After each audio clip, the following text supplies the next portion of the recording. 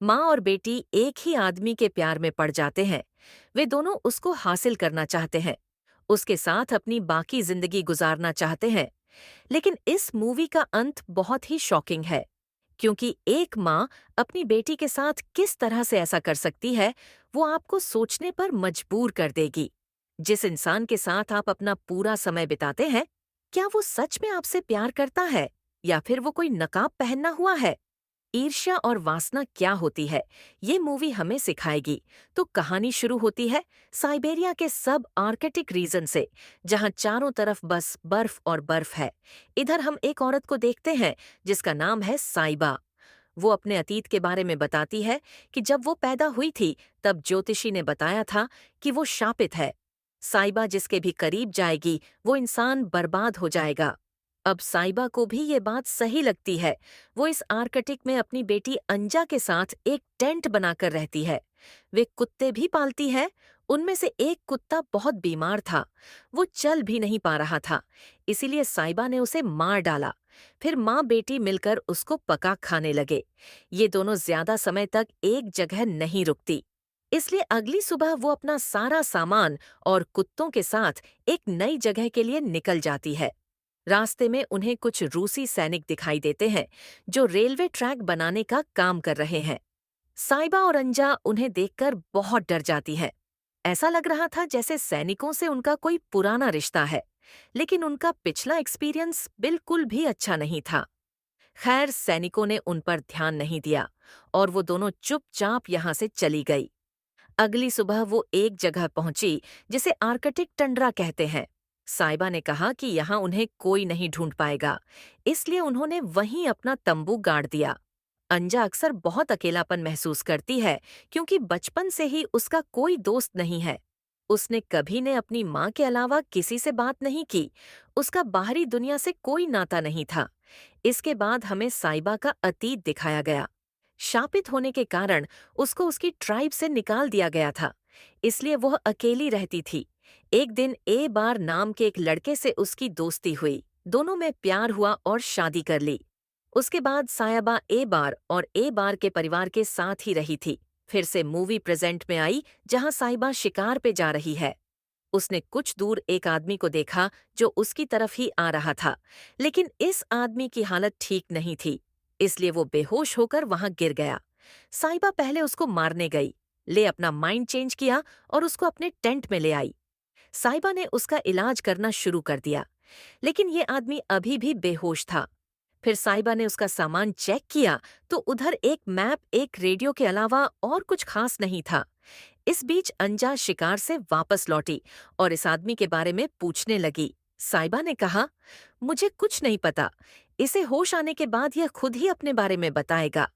अंजा ने पहली बार किसी आदमी को इतने करीब से देखा था, इसलिए वो इसे देखती ही रह गई। कुछ देर बाद होश आने पर उसने अपना नाम लोकी बताया। वो अभी भी पूरी तरह से ठीक नहीं था।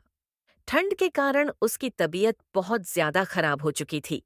अंजा ने उसे सूप बनाकर दिया और कहा, तुम बहुत लकी हो कि अभी तक जिंदा हो, क्योंकि साइबा ने मुझे बचपन से यही सिखाया था कि आसपास कोई भी इंसान दिखे तो जल्दी से उसे खत्म कर दो।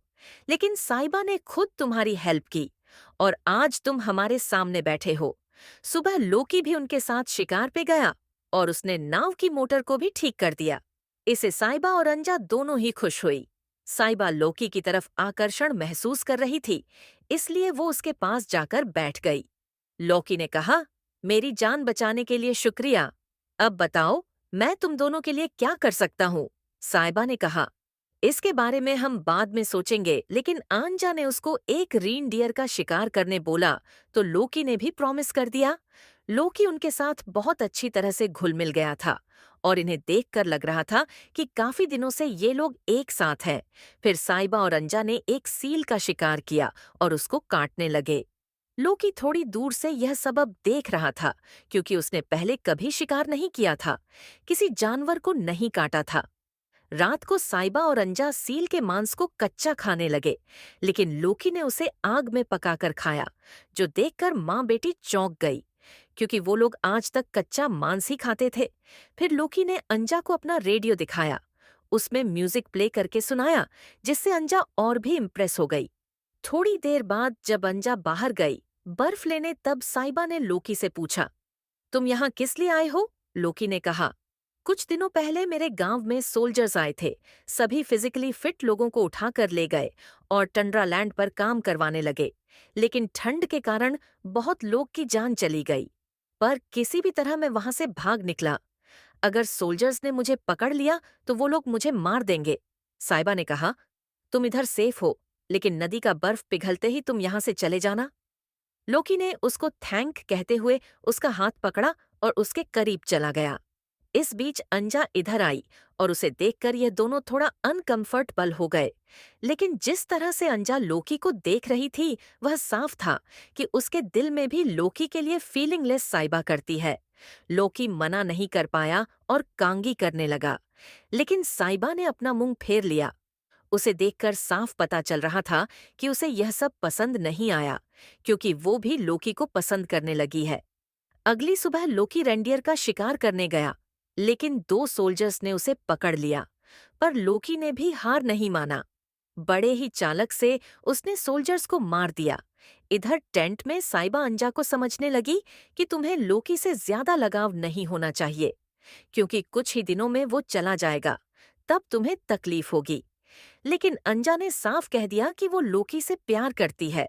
कुछ देर बाद लोकी लौट आया तो साइबा ने कहा, मेरी गन ले जाने से पहले एक बार रिफॉर्म करना चाहिए था। लोकी ने उससे माफी मांगी। लोकी को सोल्जर्स के सामान में कुछ खाना मिला था। वो सब उसने अंजा को दिया, जिससे वो और भी खुश हो गई। लेकिन अंजा और लोकी को एक साथ देखकर साइबा को बिल्कुल भी अच्छा नहीं लग रहा था। मूवी फिर से अतीत में आ गई और हम देखते हैं, एक दिन साइबा जब टहल के वापस टेंट पर आई तो उसके ससुराल वालों को सोल्जर्स ने मार दिया था। एक भी इंसान जिंदा नहीं था।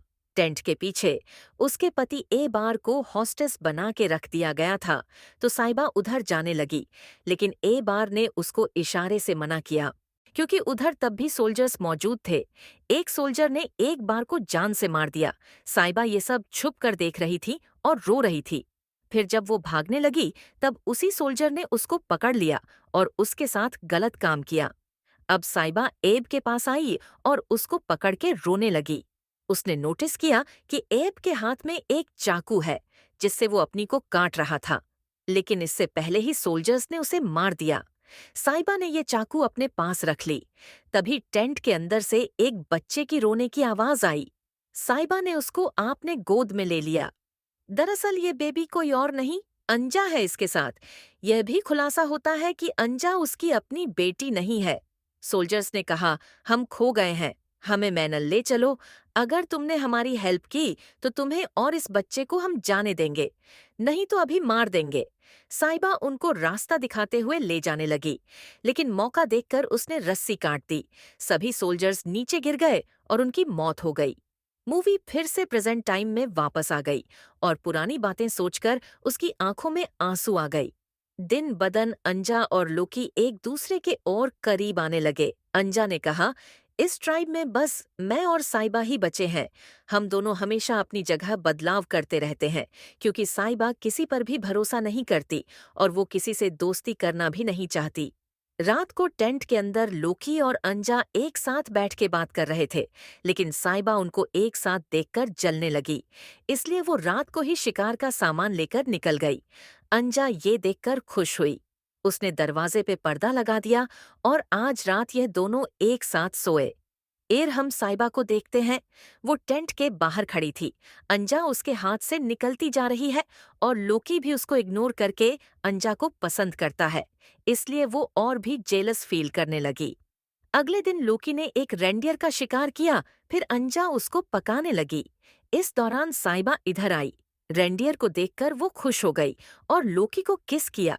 ये देखकर अंजा को बुरा लगा और लोकी को भी अनकंफर्टेबल फील होने लगा। अगली सुबह लोकी ने अंजा से कहा, तुम्हें अब साइबा से हम दोनों के बारे में बात करनी चाहिए। तो अंजा ने साइबा से कहा, वो माँ बनने वाली है लोकी, और उसने सब प्लानिंग कर ली है। वे दोनों शादी करना चाहते हैं और यहाँ से कहीं दूर जाकर इंसानों के बीच रहना चाहते हैं। वो नहीं चाहती उसका बेबी उसकी तरह अकेला। जीए साइबा ने कहा कि तुम लोकी को ठीक से नहीं जानती, तो इतना बड़ा फैसला मत लो। लेकिन लोकी ने अपने बारे में अंजा को सब कुछ बता दिया था, इसलिए अंजा ने भी फैसला कर लिया था। साइबा उसे रोक नहीं पाई। कुछ दिनों में अंजा चली जाएगी और साइबा इस रेगिस्तान में अकेली रह जाएगी। साइबा भी लोकी को पसंद करती है, लेकिन लोकी ने अंजा को सिलेक्ट किया क्योंकि अंजा यंग और ब्यूटीफुल है। उस रात वे दोनों फिर से एक साथ सोए। साइबा ये सह नहीं पाई, इसलिए वो उठ के टेंट से बाहर चली आई। अगले दिन लोकी ने कहा, कल तक नदी का पानी पूरी तरह से पिघल जाएगा, तब हम यहाँ से जा सकते हैं। यह कहकर वो शिकार पे चला गया। इधर अंजा अपना सामान और आधा खाना पैक कर लेती है, क्योंकि कल सुबह ही वो लोग निकलने वाले हैं। साइबा ने उससे बात करना भी बंद कर दिया है। वो बस चुपचाप अंजा को देख रही है। अंजा ने साइबा से एक कुत्ता भी मांगा। साइबा ने माना नहीं कि, लेकिन उसने कुछ बोला भी नहीं। साइबा को इस तरह परेशान देखकर अंजा खुद को रोक नहीं पाई।